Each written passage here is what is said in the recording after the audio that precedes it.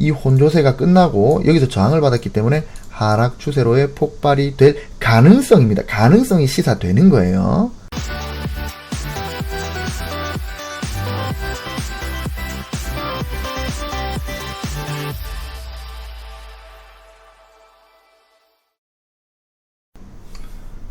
반갑습니다. 오늘은 일목균형표 24번째 시간입니다. 오늘은 기준선과 혼조세, 발음이 안 되나? 혼조세라는 주제로 아주 짧게 이야기를 해 보겠습니다. 자, 이 기준선은 여러분들 아시다시피 26일의 힘의 균형이다. 그죠? 그 일목균형표에서 일목균형표를 거의 대표하는 아주 중요한 반값선이다. 배웠습니다. 그러면은 이제 기준선은 뭔지 알겠습니다. 그럼 혼조세는 뭐냐? 혼조세는 뭔가?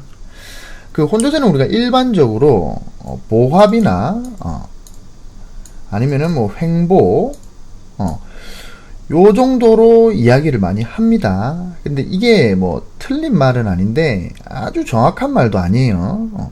국어사전에 찾아보면 이 혼조세라는 거는 혼조, 일단 국어사전에서 이제 혼조세라는 걸 찾아보면 혼조와 세로 나눌 수가 있어요. 혼조는 이 국어사전 사전적 정의입니다. 일정한 흐름을 예측할 수 없이 혼란스러운 상태, 요게 혼조입니다. 그리고 세는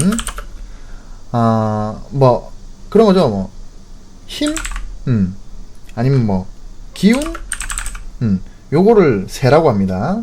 그래서 혼조세는 뭐냐? 일정한 흐름을 예측할 수 없이 혼란스러운 상태. 그 혼란스러운 상태의 힘, 그거를 혼조세라고 하는 겁니다.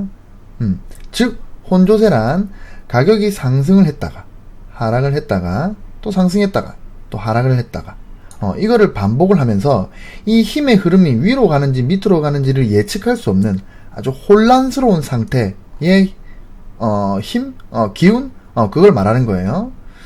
이 말대로라면 우리 보합세나 아니면은 뭐 횡보랑 조금 다르다는 것을 알 수가 있습니다.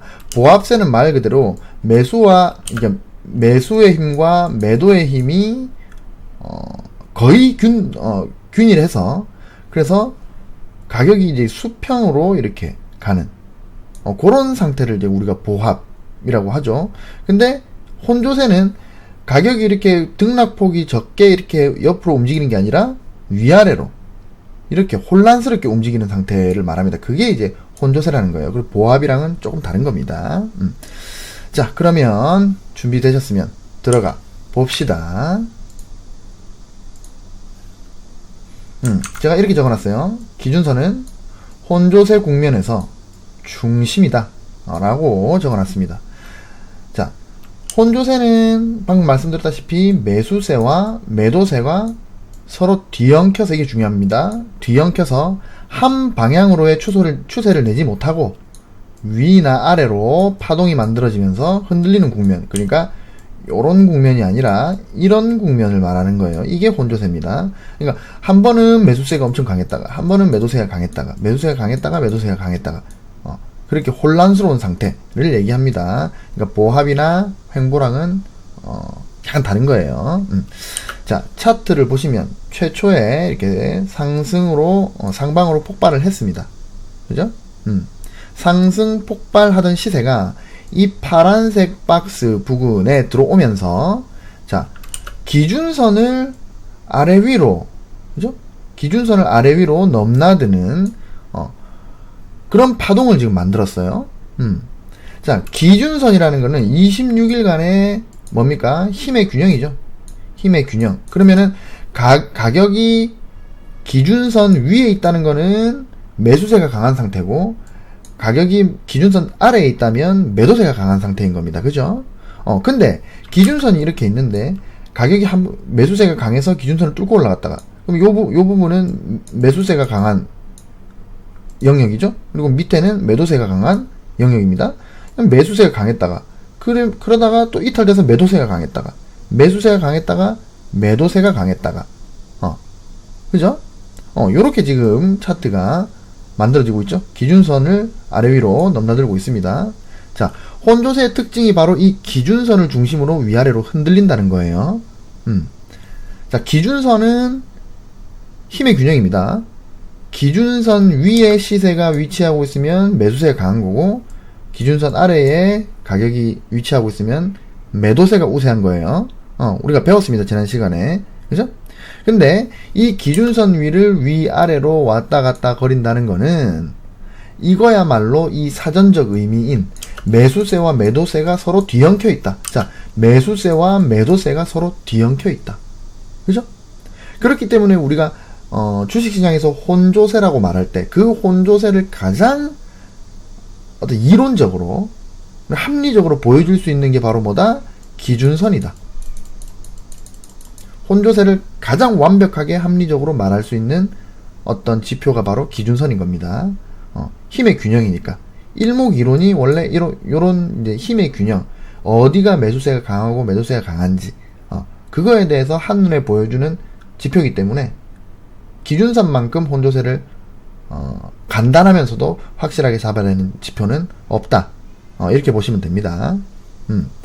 자, 그래서 다시 말씀드리지만 매수세가 우세하고 매도세가 우세하고 이렇게 왔다 갔다 하죠. 그러면은 이게 바로 혼조세가 된다. 매수세가 강했다가 매도세가 강했다가 뒤엉켜서 어떤 한 방향으로 추세를 내지 못하고 위아래로 파동이 흔들리는 국면이 됩니다. 그래서 혼조세를 우리가 이 국면이 상승 추세인지 하락 추세인지 보합인지 횡보인지 아니면 혼조세인지 요거를 확인을 할 수가 있는 거예요. 기준선으로. 그죠? 요까지 이해하시죠? 자, 그 다음에 또 하나, 기준선을 중심으로 위아래로 파동이 이렇게 흔들리면 그러면 기준선 자체도 횡보를 하는 성향을 가질 때가 많습니다. 지금 차트에서도 볼 수 있죠. 기준선이 여기서는 이렇게 계속 상승을 하다가 여기서부터 거의 횡보, 그죠? 거의 이제 기준선이 옆으로 계속 가죠. 그죠? 그렇기 때문에 우리는 일목균형표를 볼 때 이 힘의 균형선, 기준선, 이 반값선의 기울기를 우선적으로 봐야 된다는 거예요. 뭐냐? 혼조세에서는 기준선이 횡보로 갑니다. 상승 추세에서는 기준선이 위로 올라가고 하락 추세에서는 기준선이 내려갑니다. 그러면 이 기준선이 올라가고 있느냐, 기준선이 횡보하고 있느냐, 기준선이 내려가고 있느냐를 보고 우리가 추세를 알 수 있다는 거예요. 기준선이 옆으로 가고 있으면 여기는 혼조 추세구나, 혼조세구나. 기준선이 이렇게 계단식으로 올라가면 상승 추세구나, 하락 추세구나. 이거를 알 수 있다는 겁니다. 다시 정리합니다. 기준선이 상승을 하고 있으면 26일의 힘의 균형이니까 이건 약간 중기의 추세죠. 그래서 중기 상승 추세. 그 다음에 기준선이 하락하고 있으면 중기 하락 추세. 기준선이 이렇게 횡보를 하고 있다면 혼조세라는 거를 한눈에 알 수가 있습니다. 자, 그 다음 이 혼조세의 끝은 역시 기준선이 될 가능성이 높다. 자, 우리는 기준선의 어떤 특징, 기준선이 가지고 있는 원리를 이용해서 지금이 현재 추세가 혼조세인지 아닌지를 알아볼 수 있는 이제 수준에 도달을 했어요. 방금 여러분들이 배웠기 때문에. 근데 지금이 혼조세라는 걸 알겠는데 이 혼조세의 끝은 어딜까? 그 끝도 역시 기준선으로 알 수 있다는 겁니다. 일목에서 말하는 혼조세, 이 혼조세는 시세가 기준선을 위아래로 넘나들면서 매수세와 매도세가 엎치락 뒤치락 하는 이런 형태죠. 방금 배웠죠? 이런 형태가 되려면 반드시 매수 우위와 매도 우위가 계속 반복적으로 일어나야 된다는 겁니다. 근데 지금 기준선을 사이에 두고 매수세와 매도세가 계속 이렇게 힘의 우위를 엎치락 뒤치락 하면서 반복을 하다가 갑자기 어느 한쪽으로 치우쳐 버린다면 그거는 이제 힘이 폭발을 시작을 하게 되는 겁니다. 여러분, 제가 항상 말씀드리지만 파동은 폭발 이후에 응축을 하고 그 다음에 위로든 아래로든 또 어느 순간이 되면 아래로 폭발을 하게 된다. 위로 폭발을 하게 된다. 배웠죠? 가격은 무조건입니다. 폭발 이후에 응축 다음에 폭발. 물론 이제 스파이크형 패턴, 그러니까 이렇게 강한 V자 패턴은 폭발 뒤에 바로 재폭발, 위로 폭발 이런 경우가 있지만 대부분의 이건 특수한 케이스고 대부분의 시세는 폭발 이후에 응축 구간을 항상 가집니다. 그리고 이 혼조세는 응축 구간이라고 말할 수가 있어요. 근데 이 응축의 끝에서 다시 재폭발을 하는 거 요거 역시 기준선으로 알 수 있다는 겁니다. 왜? 기준선에서 가격이 위에 있으면 매수 우위, 가격이 밑에 있으면 매도 우위인데 만약에 이거를 넘나들다가 아래로 빠져야 되는데 빠지지 않고 반등받아서 정고점을 돌파를 해서 나간다면 그러면은 뭡니까? 매수 우위에서 매도 우위로 다시 가지 않고 매도 우위로 만약에 다시 떨어졌으면은 이거는 혼조세의 연장인데 기준선을 중심으로 떨어지지 않고 다시 상승해가지고 정고점을 돌파하고 올라간다면 그럼 매수세가 계속 지속이 되는 거죠. 매수세의 우위가 지속이 되는 겁니다. 그죠? 그러면 어느 한 방향으로 힘이 폭발하는 것을 의미하게 된다는 겁니다. 자, 차트를 보시면 하락 폭발 이후에 그죠? 다음에 기준선을 넘나들면서 혼조세가 나왔어요. 그죠? 근데 계속 기준선을 넘나들다가 지금 자 노란색 원 부근까지 왔습니다. 여기서 만약에 혼조세가 유지가 되려면 이 친구가 다시 이걸 돌파를 해야 됩니다. 왜? 기준선을 사이에 두고 돌파 이탈 돌파 이탈 돌파 이탈 이걸 반복을 해야 되기 때문에 지금 이 자리에 왔으면 혼조세가 계속 되려면 얘가 다시 돌파가 돼야 된다는 거예요. 근데 여기서 돌파가 안 되고 저항을 받아버린다면 그러면 이제 이 혼조세가 끝나고 여기서 저항을 받았기 때문에 하락 추세로의 폭발이 될 가능성입니다. 가능성이 시사되는 거예요. 가능성이 커지는 겁니다. 무조건 하락한다는 게 아니라 가능성, 그 가능성이 열리는 거다. 아시겠죠? 다시 중요합니다. 여기서 이제 계속 혼조세, 이제, 우리가 만약에 이날이에요. 이날인데, 오늘 이날인데, 기준선을 중심으로 계속 넘나들었단 말이에요. 그리고 기준선이, 거의 횡보를, 지금 여기서부터 여기까지 거의 횡보를 했죠. 뭐 살짝 떨어졌다가 다시 올랐죠. 횡보성으로 왔고, 파동은 계속 넘나들고 있고, 그러면 여기까지 혼조세였는데, 만약에 이 친구가 올라간다면, 이거를 돌파해서 올라갔다면, 그럼 다시 기준선이 이렇게 가겠죠. 그럼 계속 혼조세의 연장이 되는 거예요. 근데 이 원 부근에서 저항이 나왔단 말이에요. 그러면 이분부터는 하락이구나가 아닙니다. 하락이구나가 아니라 하락할 가능성이 열렸어. 문이 열렸어. 라고 판단을 해야 된다는 겁니다. 아시겠죠? 그래서 이렇게 기준선을 중심으로 넘나들던 가격이 자 여기서 여기 기준선에서 저항을 받았어요. 그죠? 저항을 받으면서 재차 하락하는 모습이 나왔습니다. 이렇게 될 경우에는 기준선이 하락을 할 가능성이 높습니다. 왜냐면 잘 보세요. 가격은 고점에서 내려오고 있었어요. 그죠? 기준선은 26일간의 최고점과 최저점의 반값입니다. 그죠? 근데 이 고점에서 내려오고 있었기 때문에 이 26캔들이 하루 지나면서 이 고가가 빠지게 되죠. 그러면 고가가 빠지니까 원래는 고가와 저가를 정중앙으로 하니까 반값으로 나누니까 원래는 기준선이 여기였는데 그 다음날 며칠 지나면서 요 가격이 빠지잖아요. 그럼 기준선이 점점 내려오게 됩니다. 그죠? 그럼 기준선을 다시 올리려면 그럼 뭐다?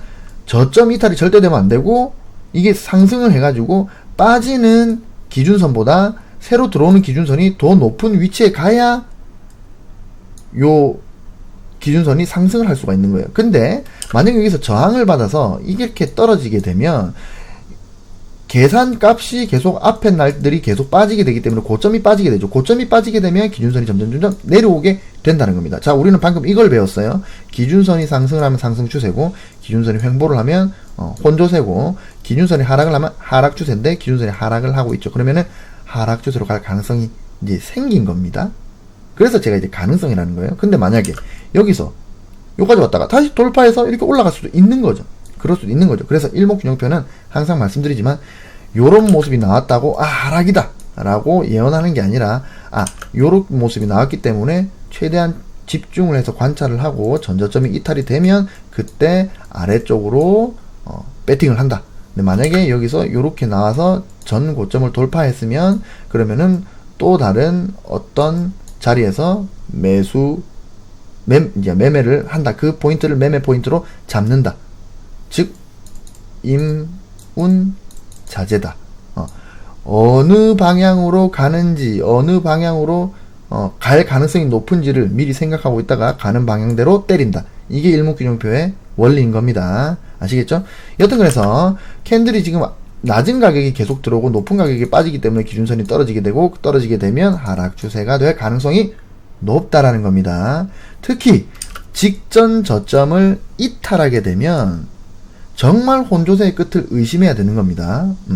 새로운, 자, 여기가 원래 기존의 저점이었어요. 26일간의 저점이었습니다. 근데 이게 이탈이 되면서 새로운 저점이 생기죠. 새로운 저점이 생긴다면 뭡니까?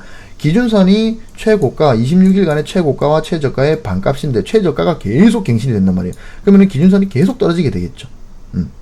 그렇기 때문에 직전 저점을 이탈하는 이 자리에서는 반드시 매도가 나와야 된다. 다시 쳐올리면 다시 잡는 한이 있더라도 일단은 매도해서 빠져나와야 된다는 겁니다. 혼조세의 끝을 의심을 해야 된다는 겁니다. 즉 혼조세의 끝은 기준선으로 알 수 있다. 뭐다? 기준선을 위아래로 넘나들다가 어느 순간 넘나들지 못하고 다시 저항 받았는데 전저점이 이탈됐을 때 이때는 혼조세의 끝이다 라고 말씀을 드릴 수 있는 겁니다. 새로운 저점이 갱신되는 형태이기 때문에 그렇습니다.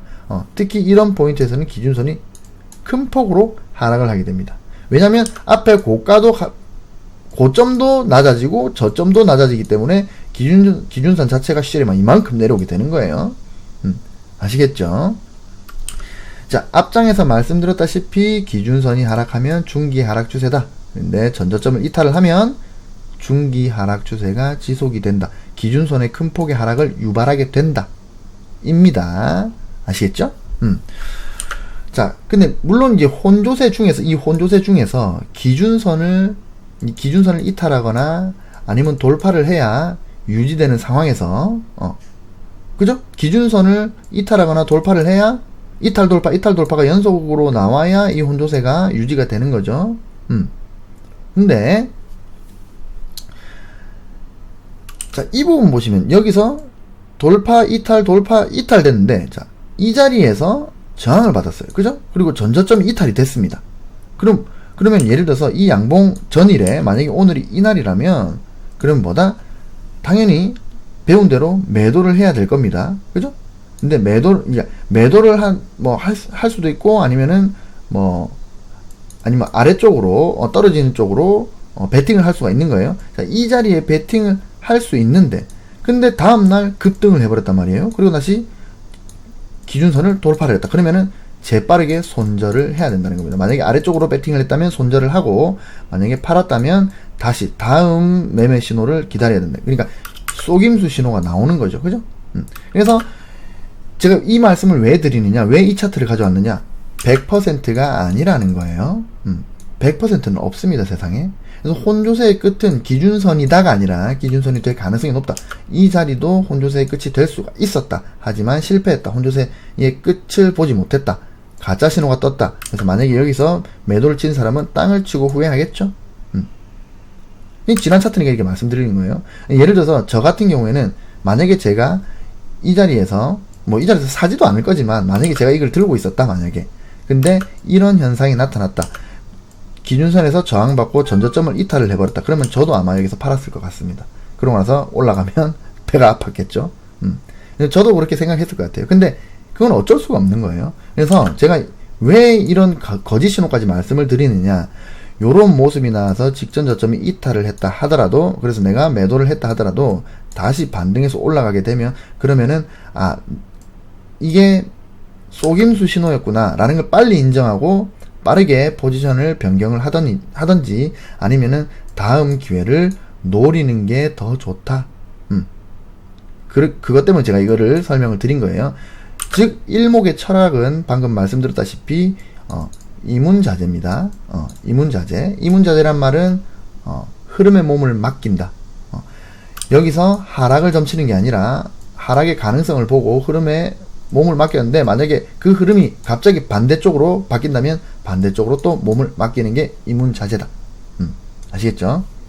그래서 따라서 혼조세의 끝이라는 가능성이 이렇게 발생을 했을 때, 혼조세 끝이라는 게 만약에 이렇게 차트상 드러났을 때, 이때 조금 더 관찰을 하고 매매를 하는 게 좋다. 아시겠죠? 만약에 좀 더 관찰하다가 매매 타이밍을 잃어버렸다. 만약에 이제 이렇게 생각하는 거죠. 아, 이게 내가 조금 더 관찰을 하다가 내가 매매 타이밍을 잃어버리는 거 아니야? 이런 생각이 들었다. 그래서 여기서 그냥 바로 진입을 해버렸다. 예를 들어서 여기는 이제 하락을 하는 거니까 상승의 기준으로 한번 보면 뭐 예를 들어서 기준선이 이렇게 있는데 이게 상승했다가 하락했다가 혼조세가 이어지다가 자 여기서 이렇게 반등했다. 실질적으로는 저는 뭐라고 했습니까? 좀 더 관찰을 한 이후에 이 직전 고점을 돌파하거나 확실히 상승 추세가 만들어진다고 확인이 될 때 그때 진입을 하는 게 좋다라고 말씀을 드렸죠. 좀 더 관찰을 해라. 근데 만약에 내가 이 매매 타이밍을 조금 머뭇거리는 순간에 너무 많이 올라서 그다음부터는 건드리지 못하는 상황이 오겠다라고 판단이 돼서 혼조세가 지속되다가 여기서 반등을 했을 때 만약에 여기서 진입을 했다면 만약에 여기서 진입을 했다면 요게 다시 이탈이 돼서 혼조세가 계속 지속이 된다고 판단되는 어느 순간이 오면은 손절을 해야 된다. 재빨리 포지션 청산을 하거나 포지션을 변경을 해야 된다. 이렇게 제가 설명을 드리겠습니다. 왜? 일목의 철학인 이문자재, 즉 흐름의 몸을 맡겨야 되기 때문에. 일목균형표도 얼마든지 가짜 신호가 많이 나올 수 있습니다. 그렇기 때문에 일목균형표가 완벽한 지표다라고 저는 말하지 않아요. 하지만 일목균형표가 아주 합리적인 지표다. 그 가능성을 시사하고 그 다음에 그 흐름대로 따라갈 수 있다. 이 일목균형표 가지고 이렇게 말씀을 드리는 거예요. 결국 일목의 철학은 뭐다? 대응이다. 상승한다, 하락한다 이게 아닙니다. 결국 대응이다. 그래서 자 오늘 배운 거를 정리 좀 해봅시다.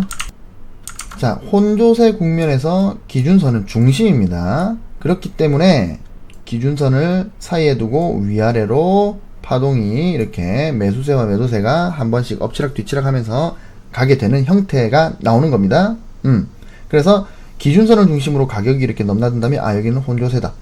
그러면 여기서는 어떤 자신이 뭐 작도를 하든지 아니면 다른 어떤 보조지표를 사용하든지 여러가지 방법으로 인해서 하단에서 어떤 지지 받는 거를 보고 박스권 매매를 하시던지 아니면 아예 이 부분은 통째로 그냥 쉬어버리고 그 다음에 이탈이 돼서 예를 들어서 기준선이 이렇게 있으면 돌파가 돼서 지지를 받고 여기서 사셔서 이탈되면 손절을 하시든지 아니면은 전고가 돌파되는 걸 보고 여기서 사셔서 이탈되면 파시든지 손절하시든지 이렇게 대응을 하시면 된다. 아시겠죠?